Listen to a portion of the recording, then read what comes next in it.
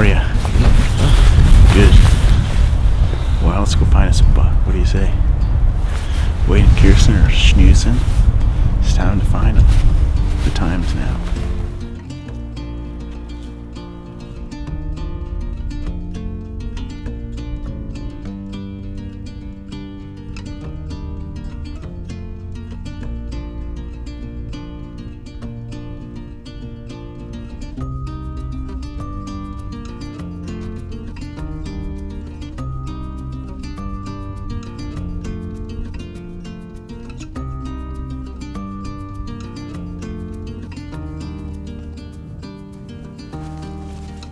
Hey, Sargy boy, you ready to go home? Hey, looks like Kirsten got a fire started.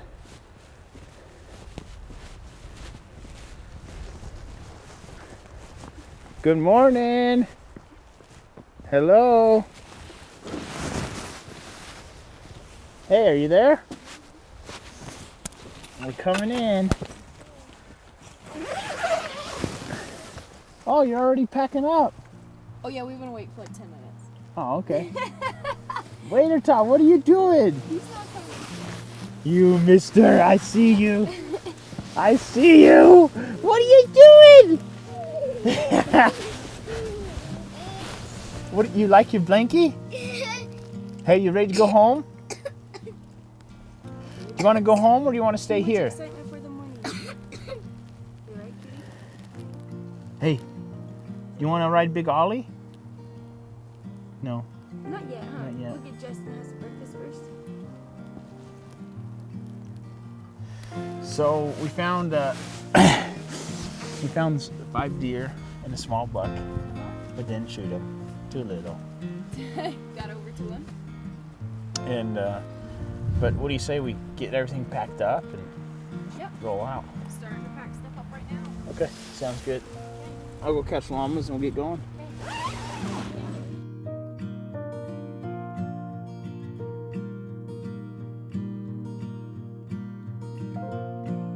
So a big part of growing up for me was processing game, and we had a big family and a lot of aunts and uncles and cousins and mom and siblings, and so we at deer camp we get a lot of deer, and it was a big part of our heritage to help everybody out and get everything processed. And a lot of times we do a lot of canning, and my great grandma was a big canner, and she lived most of her life without electricity a lot of the times, and so canning for them was essential, processing their meat that way. And so Kirsten loves to process her own meat, and so do I, and she's really, really good at it. In fact, I taught her how to do it, and now when we're sitting there at the kitchen table cutting our meat, she looks at me like, "What are you doing? What are you doing?" She's really controlling of how our meat gets processed. And so when we get home, we'll hang up this deer for a few more days, I think, as it's really cool. We've got a nice little hanging spot at our house and an insulated barn that is regulated pretty nice. We'll let it hang for a couple days, and then Kirsten, myself, and Wade will begin processing it. So we'll kind of show you guys some of that and how we do it and what's worked well for our family for a long time. And maybe you could draw something from it. If not, just enjoy the experience, I guess. And so we're excited to get home and cut this guy up and eat some of those tenderloins and back straps. Hey, Golly. Okay, you ready? Yeah. 1, 2, 3. Good job, buddy. One more year and you're going to be tall enough to sit in those stirrups feel better.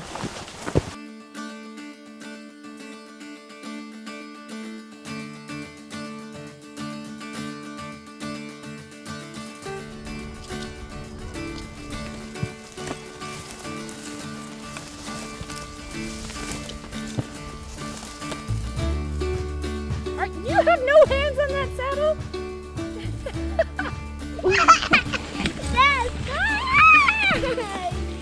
Is Dad getting you? Yeah.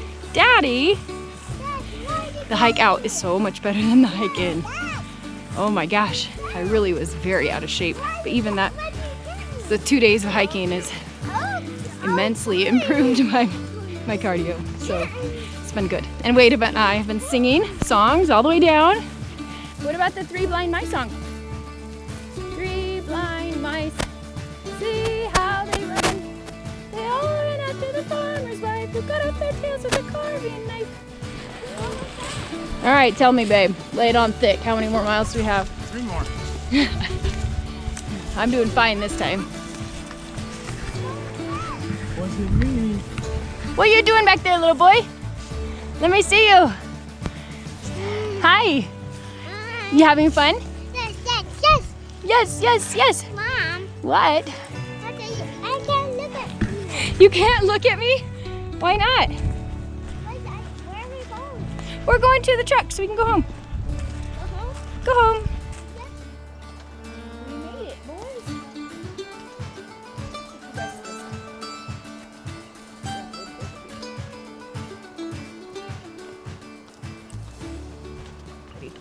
We made it back to the truck. We're gonna get the llamas all unsaddled, get everything loaded up. Wade is so excited to head home, and I think Beau is really excited for some chicken wings tonight. However, we are not quite to our last step because now we're gonna go home and process the meat. This is actually my favorite part. It used to be the part that grossed me out the most, but we cut it up ourselves and we either like freeze it or we can it. But we made it all in one piece, and it was so much faster to hike out than to hike in. I finally feel like I've got my hiking legs back under me a little bit, just a little taste. But anyway, we're gonna hop in the truck and get going.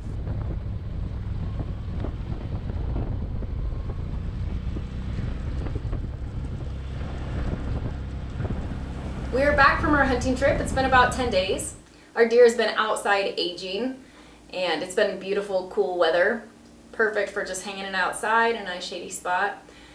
And we are gonna go over how we process game. We're gonna do a couple of different varieties of how to process it.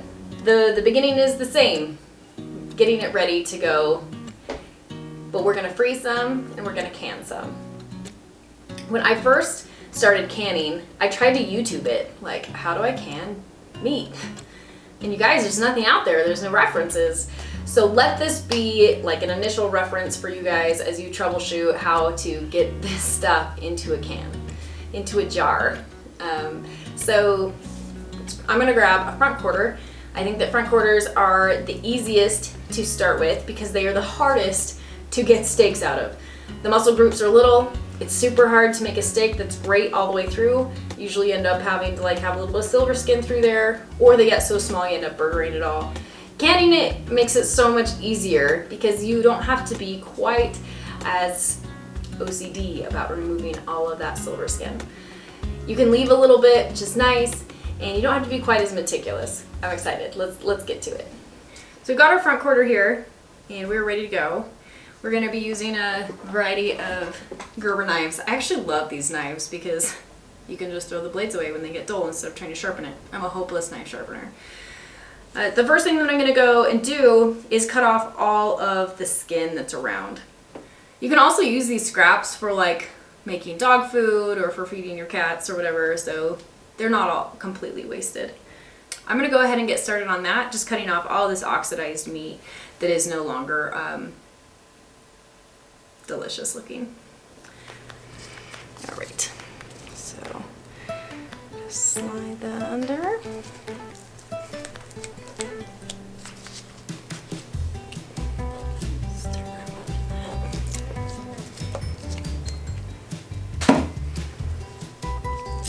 Try not to take off too much when I do this, just barely the basics. What's gotta go. It's a great time to take off hair. Watch that as well. Nobody wants to get a little deer hair in their steak or anything, in any food. Nobody wants to eat hair. A couple of tips about cutting meat. Never ever get it wet. If you drop some on the floor, don't wash it off under the sink. Don't do that. It's so bad for the meat, and it's so bad. Never get your meat wet. Like to rinse off hair or dirt or whatever, it's better just to cut off another layer. Get yourself down to the nice clean meat again. You also want to work in kind of a cooler house. So if you can turn off your heat, or You know, just work in a cooler house. It should not be 80 degrees. You want this meat to stay as cool as it can for as long as it can. So sometimes you get kind of this mold that develops, and it hasn't necessarily like affected the meat that's underneath. You just have to cut it off. So if you do end up seeing that, no worries, cut it off. Smell the meat. Smelling is gonna be your best option, always, always. If you're ever in doubt, smell it. If it smells funky, probably is funky. The whole section came off, no problem. And we are gonna just keep cutting on the inside. So down in here is our silver skin, and a lot of this we are gonna cut right off. And I think it's easier to do it while it's attached to the bone. And then you go back and just separate the largest pieces of meat that you can. Here we go. I like to just slide the blade in and use as long of strokes as I can, as well as try to remove as much at a time as I can. I just think it's a lot easier.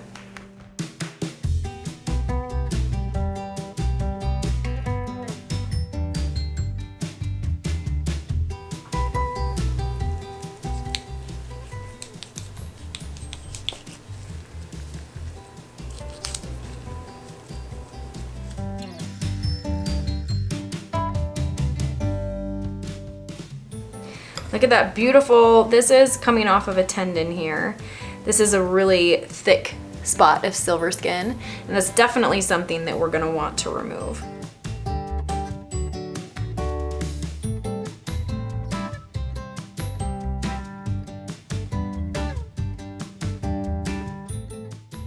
Also don't want to leave any of the fat, so we're gonna pull out all this fat. It doesn't taste good. Nobody wants that. It is not like beef fat. You will find it is not great.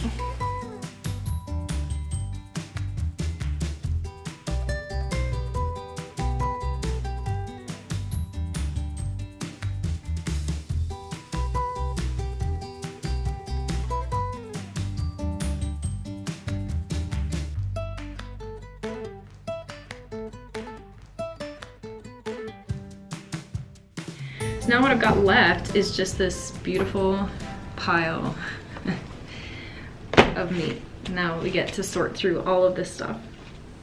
We got our deer all cut up yesterday, and I didn't have time to can it. We were too tired. So I'm gonna go ahead and finish the process today. All I did was just clean up all the large pieces of meat, getting rid of all of the silver skin and the tendons and the vessels and that kind of thing. And now I'm gonna go through and fine tune everything. So it's clean, it just needs to be either chopped up or steaked, and we'll freeze the steaks and can everything that's smaller than that. So let's get started. The first thing that we're gonna do is decide which pieces of meat are big enough to save.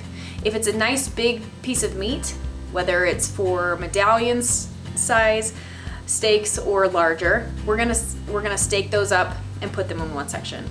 Everything that's smaller, we're gonna cut into 1-inch cubes, or as close as you can. This is not a fine science. It doesn't have to be perfect, but they will cook a little bit differently inside of the jar if you don't do them all the same size.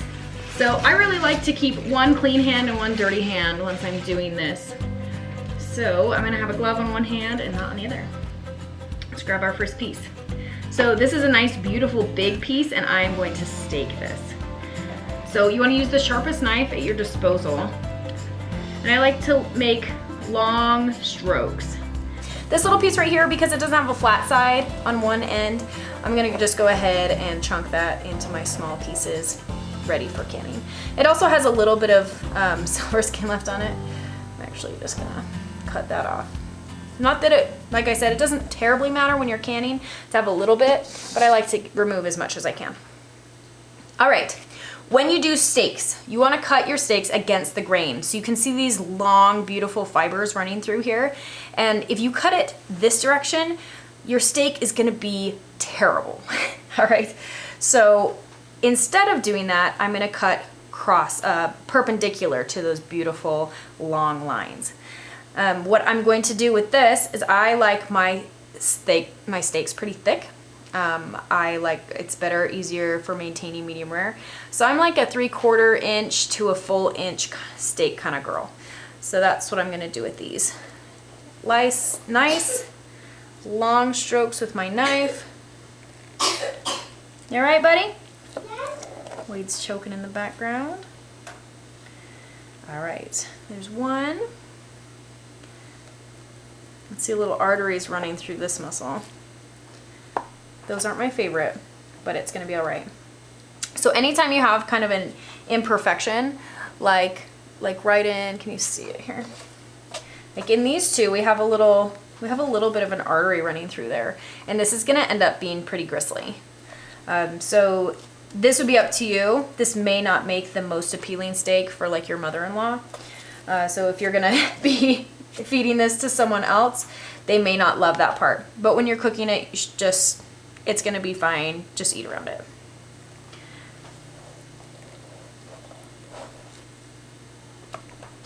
Oh yeah, now we're getting some pretty stuff.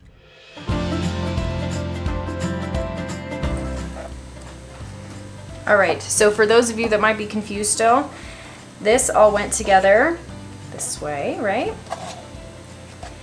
But we're not gonna eat them that way, we're gonna tip them. This is a steak. That's a steak. And that's how they're gonna go in the pan. This doesn't have to take you forever. Once you get to this stage, just decide super quick. I'm definitely gonna chunk all this stuff. It's too small to do anything else with. I'm just gonna chop.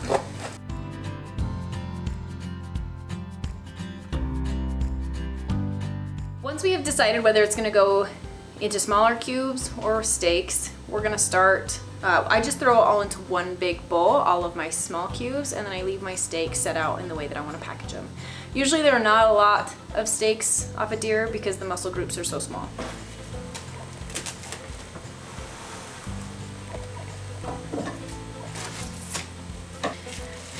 The idea of what you're trying to do is get all the air out. The more air you get out, the longer your meat lasts. It's the air touching the meat that makes it go bad more quickly. Same concept with like vacuum sealing.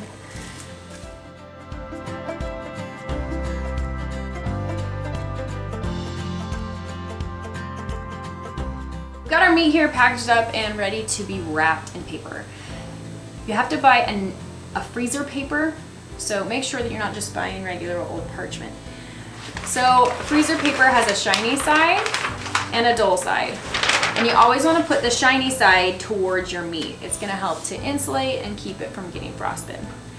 There are multiple ways to wrap your meat. I'm going to show you my favorite way right now. And then you can look up on Google or YouTube or whatever and see if there's a different way that you prefer. But I like to grab both pieces, line up both pieces just like that. Roll it on down until you are as tight against the meat as it will go. Then on each side, I like to wrap it like a present. Fold that side in, fold that side in, lay it across the top. Turn over, same thing on the other side. Fold that side in, fold that side in, and then pull that across the top. The next step is that you're gonna use some duct tape. This is freezer duct tape. Regular tape, masking tape, will come off in the freezer. The adhesive is not intended to get cold. This is. And my favorite way is just to kind of leave this tail loose so it's easy to use over and over again. And I just like to use one piece of tape to secure both ends, and that one is all ready to go.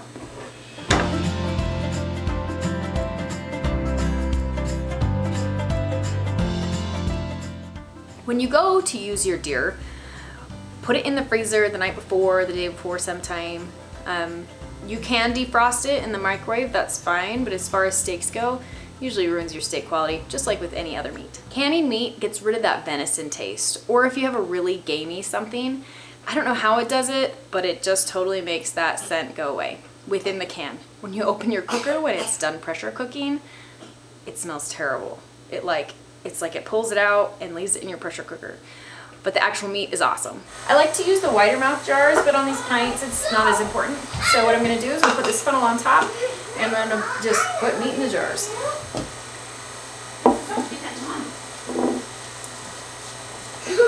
We're gonna leave about an inch headspace. It's important when you're filling up your jars to leave a little bit of headspace in the top, at least half an inch.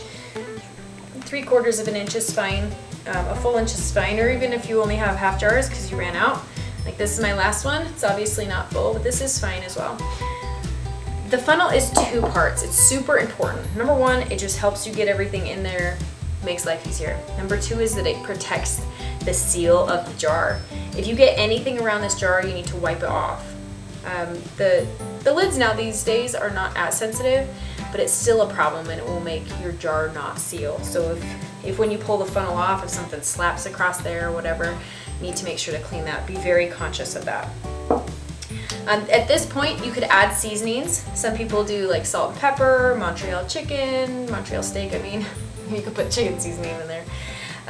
Anything that you would flavor a steak with or a little quick snack of meat with. So you could do that now. Make sure to leave space for it. So if you're planning to do a bunch of seasonings in there, this would be maybe something like this. Just leave a little bit of space in here so you've got room for seasonings. And you guys, this is it. I don't add any water. Sometimes I add the seasonings, but we're just gonna put a lid on each one, tighten them up really tight with a ring, and then they are ready to go into the pressure bath, or whatever you call it, pressure cooker, water bath. It's not a water bath. It's not a water bath. Pressure cooker. Making sure to use brand new rings. These are only a one-time use thing. Don't try to reuse your rings. They will not seal correctly. Maybe some of them will if you get lucky, but most of them won't.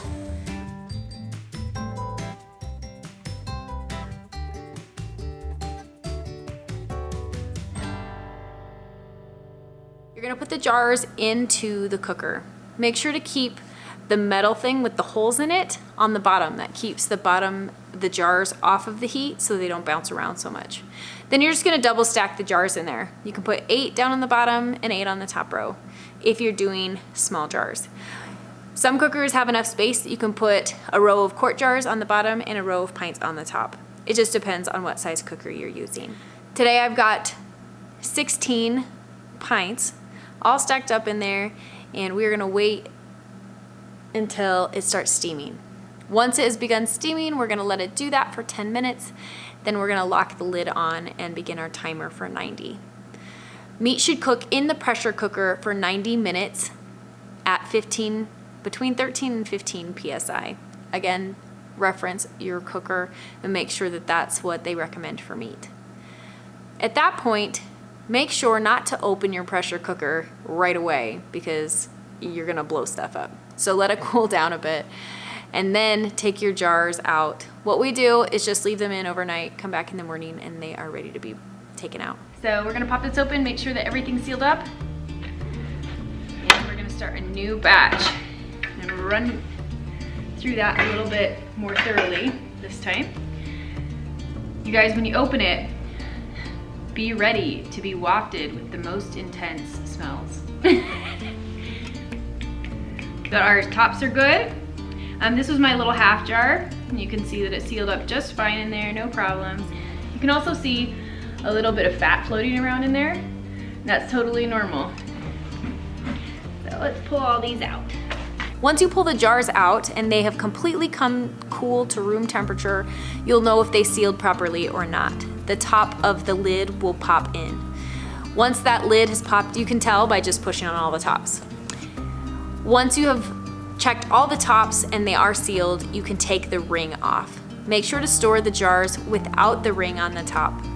If you leave the ring on, sometimes the ring will rust to the lid and it will actually break the seal of your jars and ruin your meat.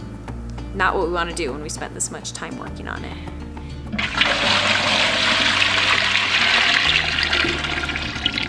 And we're looking for about 2 quarts of water, or up until your second knuckle. So I've got about that much water in there. Okay, I only have a single row this time, so I'm gonna go ahead and stack my jars in there.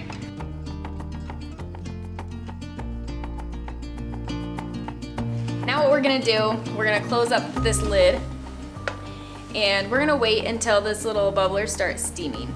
and we're gonna let him steam for 10 minutes. He's kind of bubbling, he's spitting now, so I'm gonna say that that's probably time. We're gonna set a timer for 10 minutes. And then when I'm at 10-minute mark hits, I'm gonna throw the little cap on, and then I'm gonna keep it at 13.5 PSI for an hour and 15 minutes. All of our jars sealed up beautifully. I'm really happy with that. And you can see in a bunch of these jars, there's actually like visible fat floating around.